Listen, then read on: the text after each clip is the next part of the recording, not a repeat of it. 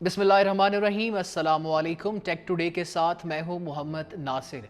Take today में हमारी कोशिश होगी कि टेक्नोलॉजी की दुनिया में होने वाली इनोवेशंस और अपडेट्स के बारे में आपको आगाह कर सकें, और पाकिस्तान में रहते हुए मौजूदा हालात को मद्देनज़र रखते हुए हम टेक्नोलॉजी को कैसे अडॉप्ट कर सकते हैं और अपनी ज़िंदगी को कैसे बेहतर बना सकते हैं। इसी के साथ आज के प्रोग्राम का आगाज़ करते हैं। नाज़रीन, ज़रा एक मंज़र के लिए अपने जहन में लाएं। कराची में एक वीडियो एडिटर रात के 2 बजे तक जाकर यूट्यूब की वीडियो एडिट कर रहा है। लाहौर में एक ग्राफिक डिज़ाइनर अपने क्लाइंट की बार बार आने वाली तब्दीलियों से परेशान है। इस्लामाबाद में एक प्रोग्रामर हज़ारों लाइनों पर मुश्तमिल कोड में एक मामूली सी गलती तलाश कर रहा है। और फैसलाबाद में एक दफ्तरी मुलाजिम एक्सेल शीट्स, रिपोर्ट्स और ईमेल्स के अंबार में फंसा हुआ है। और फिर अचानक से एक ऐसी मशीन आती है जो ये तमाम काम चंद मिनटों में मुकम्मल कर देती है। ना इसे तनख्वाह चाहिए, ना छुट्टी और ना ओवर टाइम, और ना ही कभी शिकायत। लेकिन सबसे हैरानकुन बात जानते हैं वो क्या है? ये कोई रोबोट नहीं। अगर आप समझ रहे हैं कि ये मैं चैट जीपीटी की बात कर रहा हूँ या जेमिनी या किसी और एआई टूल की बात कर रहा हूँ, तो ज़रा रुक जाइए।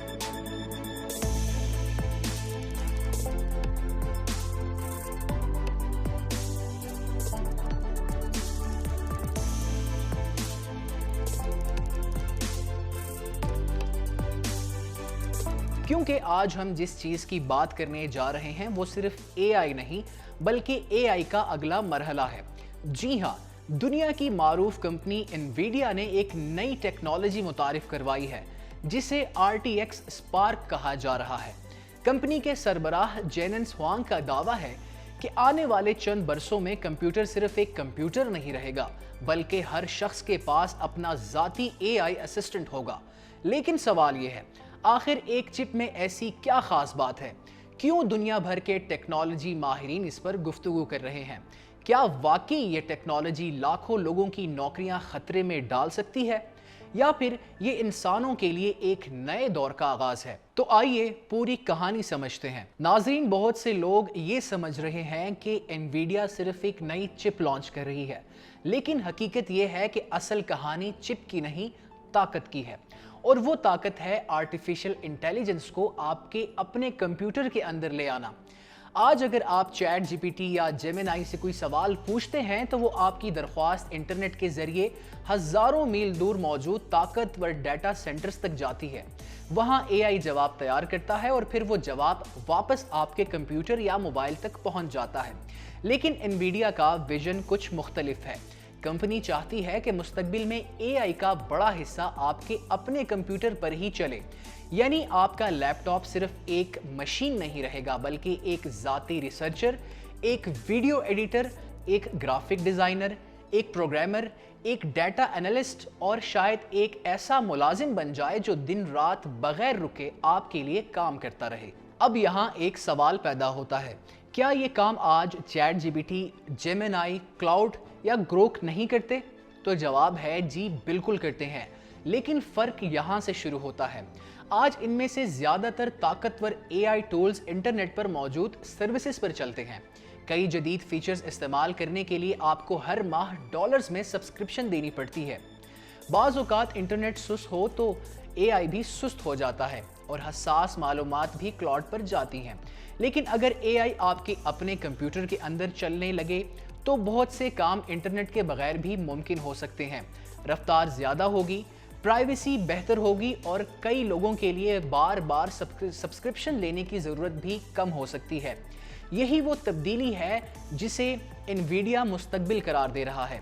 अब ज़रा तसव्वुर कीजिए, आप एक यूट्यूबर हैं, आप सिर्फ एक आइडिया बोलते हैं, एआई खुद स्क्रिप्ट लिख देता है, वीडियो एडिट कर देता है, थंबनेल बना देता है, टाइटल तजवीज़ कर देता है, SEO भी कर देता है और वीडियो अपलोड करने में भी मदद कर देता है। अगर आप ग्राफिक डिज़ाइनर हैं तो चंद सेकंड में दर्जनों डिज़ाइन आपके सामने होंगे।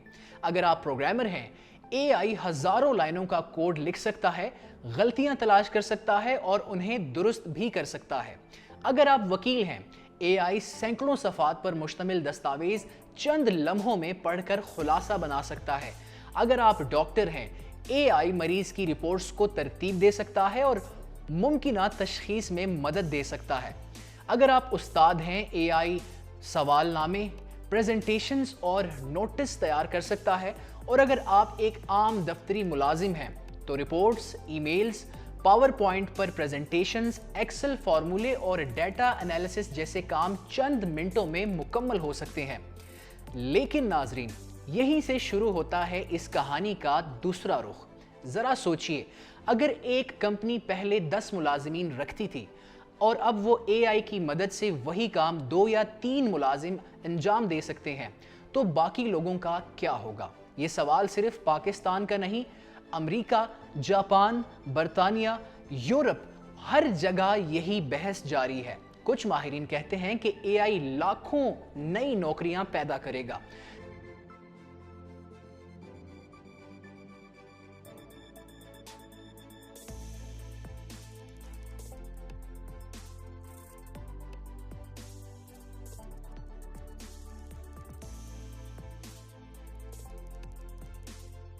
जबकि दूसरे माहिरीन का कहना है कि रिवायती मुलाजमतें आहिस्ता आहिस्ता ख़त्म होती जाएंगी। शायद मुस्तकबिल में नौकरी ख़त्म ना हो, बल्कि वो शख्स ख़त्म हो जाए जो AI इस्तेमाल करना नहीं जानता। यानी मुकाबला इंसान और AI के दरमियान नहीं होगा, बल्कि AI इस्तेमाल करने वाले इंसान और AI इस्तेमाल ना करने वाले इंसान के दरमियान होगा। पाकिस्तान के तनाजुर में अगर बात करें तो हमारे नौजवानों की बड़ी तादाद freelancing, video editing, graphic designing, programming और डिजिटल मार्केटिंग से वाबस्ता है। अगर ये नई टेक्नोलॉजी आम हो जाती है तो एक शख्स पहले के मुकाबले में कई गुना ज़्यादा काम कर सकता है। इसका मतलब ये भी है कि जो लोग AI सीख लेंगे उनकी कदर बढ़ेगी, और जो इस तब्दीली को नज़रअंदाज करेंगे उनके लिए मुश्किलात बढ़ सकती हैं। अब एक और अहम सवाल, क्या ये टेक्नोलॉजी हर किसी की पहुंच में होगी? इसका जवाब अभी वाज़ेह नहीं। RTX, स्पार्क और इस जैसे AI कंप्यूटर्स इब्तिदा में यकीनन महंगे होंगे। हर शख्स फौरी तौर पर इन्हें खरीद नहीं सकेगा, लेकिन तारीख हमें ये बताती है कि जो टेक्नोलॉजी आज महंगी होती है वो चंद साल बाद आम लोगों तक भी पहुंच जाती है। बिल्कुल वैसे ही जैसे कभी स्मार्टफोन सिर्फ अमीर लोगों के पास होते थे और आज तकरीबन हर हाथ में मौजूद हैं। जेनसन हुआंग का ख्वाब वाज़ेह है। वो कहते हैं कि मुस्तकबिल में हर घर में AI होगा, हर दफ्तर में AI होगा, हर कारोबार में AI होगा, हर कंप्यूटर के अंदर एक ऐसा डिजिटल असिस्टेंट मौजूद होगा जो इंसान के साथ मिलकर काम करेगा। लेकिन असल सवाल आज भी वही है, क्या AI इंसान की जगह लेगा या इंसान को पहले से ज़्यादा ताकतवर बना देगा? इसका जवाब आने वाला वक्त देगा। लेकिन एक बात तय है, AI का दौर शुरू हो चुका है, और जो लोग इस तब्दीली के साथ खुद को बदलेंगे, शायद मुस्तकबिल उन्हीं का होगा।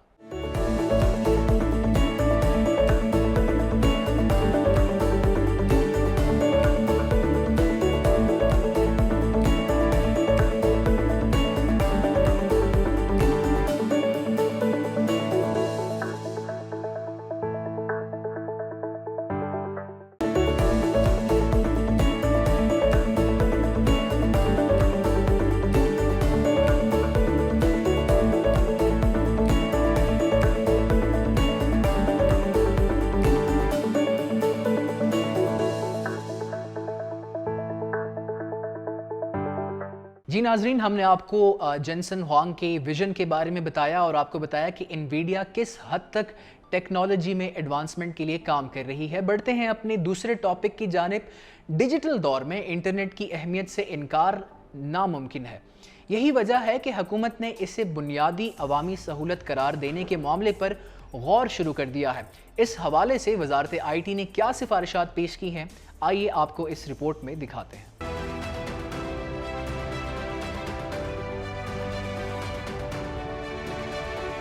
रोज़मर्रा ज़िंदगी में इंटरनेट की अहमियत को पहले से कहीं ज़्यादा बढ़ चुकी है, और इसी ज़रूरत को मद्देनज़र रखते हुए हुकूमत पाकिस्तान ने इंटरनेट को भी पानी, बिजली और गैस की तरह एक बुनियादी अवामी सहूलत करार देने पर गौर शुरू कर दिया है। इस हवाले से वजारत IT ने कानूनी और इंतज़ामी पहलुओं का जायज़ा मुकम्मल करने के बाद अपनी रिपोर्ट सेनेट की कायमा कमेटी बराए IT में जमा करा दी है। रिपोर्ट के मुताबिक इंटरनेट की बंदिश نہ صرف کاروباری سرگرمیوں کو متاثر کرتی ہے بلکہ تعلیم، صحت، روزگار اور دیگر اہم شعبوں پر بھی اس کے غیر منفی اثرات مرتب ہوتے ہیں۔ رپورٹ میں اس بات پر بھی زور دیا گیا کہ ڈیجیٹل پاکستان کے ویژن کو حقیقت بنانے کے لیے انٹرنیٹ تک مؤثر رسائی کو بنیادی سہولت کے طور پر تسلیم کرنا ضروری ہے۔ تاہم اس وقت پاکستان میں ایسا کوئی واضح قانون موجود نہیں جو انٹرنیٹ کو لازمی عوامی سروس یا بنیادی حق قرار دیتا ہو۔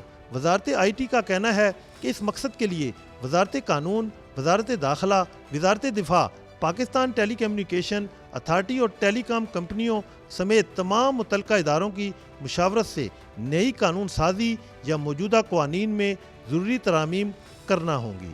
رپورٹ کے مطابق قانون سازی سے قبل یہ بھی طے کرنا ضروری ہوگا کہ کن حالات میں انٹرنیٹ سروس برقرار رکھی جائے۔ قومی سلامتی کے تقاضوں کے تحت اگر عارضی پابندی لگانا ناگزیر ہو تو اس کا قانونی طریقہ کار کیا ہوگا اور ریگولیٹری نگرانی کس انداز میں کی جائے گی۔ اس کے ساتھ ساتھ ٹیلی کام انفراسٹرکچر، سائبر سیکورٹی اور سرمایہ کاری کو مزید مضبوط بنانے کی ضرورت پر بھی زور دیا گیا، جبکہ ٹیلی کام کمپنیوں کو backup network, disaster recovery systems اور معیاری انٹرنیٹ سروس کی فراہمی کو یقینی بنانے کی ہدایت پر بھی تجویز دی گئی ہے۔ جی، تو آپ نے انٹرنیٹ سے متعلق رپورٹ ملاحظہ کی۔ وزارت آئی ٹی جو ہے وہ اسے اب بیسک سہولیات میں شامل کرنے جا رہی ہے۔ یہ بہت ہی خوش آئند ایک قدم ہے۔ جیسا کہ ہم سب جانتے ہیں کہ پاکستان میں نوجوانوں کا جو ایک بڑا حصہ ہے وہ فری لانسنگ سے منسلک ہے، اور فری لانسنگ میں آپ سب جانتے ہیں کہ انٹرنیٹ ایک اہم جزو ہے۔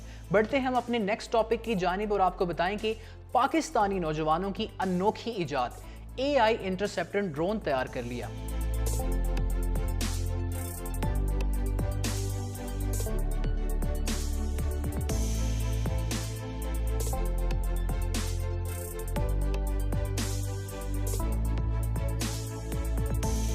آج کی دنیا میں جنگوں کی نوعیت تیزی سے بدلتی جا رہی ہے۔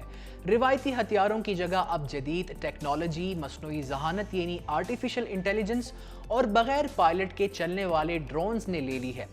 ایسے میں دنیا بھر کے سائنسدان اور انجینئر ایسے نظام تیار کرنے میں مصروف ہیں جو دشمن کے ڈرونز کا مؤثر انداز میں مقابلہ کر سکیں۔ اسی میدان میں پاکستان کے نوجوانوں نے بھی ایک قابل ذکر قدم اٹھایا ہے۔ National university of sciences and technology یعنی نیسٹ کے 3 طلباء نے اپنے فائنل ایئر پروجیکٹ کے طور پر ایک ایسا اے آئی بیسڈ انٹرسیپٹر ڈرون تیار کیا ہے جس کا مقصد مختلف ڈرونز کو شناخت کرنا، ان کا تعاقب کرنا اور اسے روکنا ہے۔ طلباء کے مطابق اس منصوبے کی تحریک انہیں حالیہ عالمی تنازعات میں ڈرونز کے بڑھتے ہوئے استعمال کو دیکھ کر ملی، جہاں بغیر پائلٹ کے طیاروں نے جنگی حکمت عملی میں اہم کردار ادا کیا۔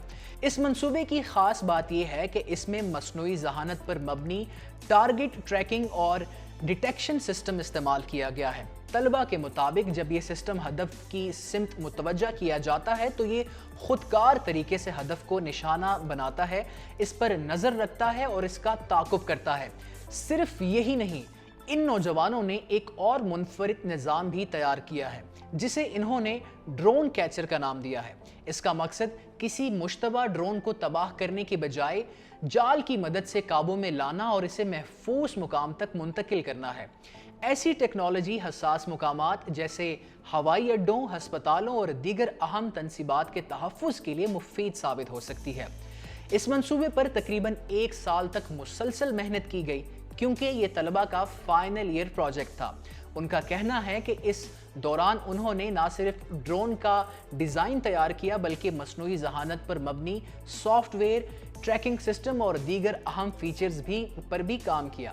طلباء کے مطابق ہارڈ ویئر کے بعض حصے بیرون ملک سے حاصل کیے گئے، جبکہ soft where, a I algorithms اور کنٹرول سسٹم کی تیاری انہوں نے خود کی تاکہ مستقبل میں اس نظام کو مزید بہتر اور مقامی ضروریات کے مطابق اپ گریڈ کیا جا سکے۔ یہ منصوبہ اس بات کی بھی مثال ہے کہ اگر نوجوانوں کو مناسب رہنمائی، تحقیق کے مواقع اور جدید سہولیات فراہم کی جائیں تو وہ عالمی معیار کی ٹیکنالوجی پر کام کر سکتے ہیں۔ نیسٹ کی جانب سے ان طلباء کو مزید تحقیق اور ترقی کے لیے انکیوبیشن سپورٹ بھی فراہم کی جا رہی ہے تاکہ وہ اپنے منصوبے کو آگے بڑھا سکیں۔ ناظرین، یہ بات بھی اہم ہے کہ اس منصوبے سے متعلق جو صلاحیتیں اور کارکردگی بیان کی گئی ہیں وہ طلباء کی جانب سے پیش کی گئی معلومات پر مبنی ہیں اور اس کی عملی کارکردگی یا مستقبل میں استعمال سے متعلق فیصلے متعلقہ اداروں کے جائزوں اور آزمائشوں پر منحصر ہوں گے۔ تاہم اس میں کوئی شک نہیں کہ پاکستانی نوجوانوں کی یہ کاوش ملک میں تحقیق، اختراع اور ٹیکنالوجی کی فروغ کی ایک مثبت مثال ہے۔ ایسے منصوبے نہ صرف نئی سوچ کو جنم دیتے ہیں بلکہ نوجوان نسل کو یہ پیغام بھی دیتے ہیں کہ محنت، تحقیق اور تخلیقی صلاحیت کے ذریعے عالمی سطح پر اپنی پہچان بنائی جا سکتی ہے۔ امید کی جا سکتی ہے کہ مستقبل میں پاکستان کے مزید نوجوان جدید ٹیکنالوجی کے میدان میں ایسے ہی نئے خیالات اور اختراعات کے ساتھ سامنے آئیں گے جو ملک کی سائنسی اور تکنیکی ترقی میں اپنا مؤثر کردار ادا کریں گے۔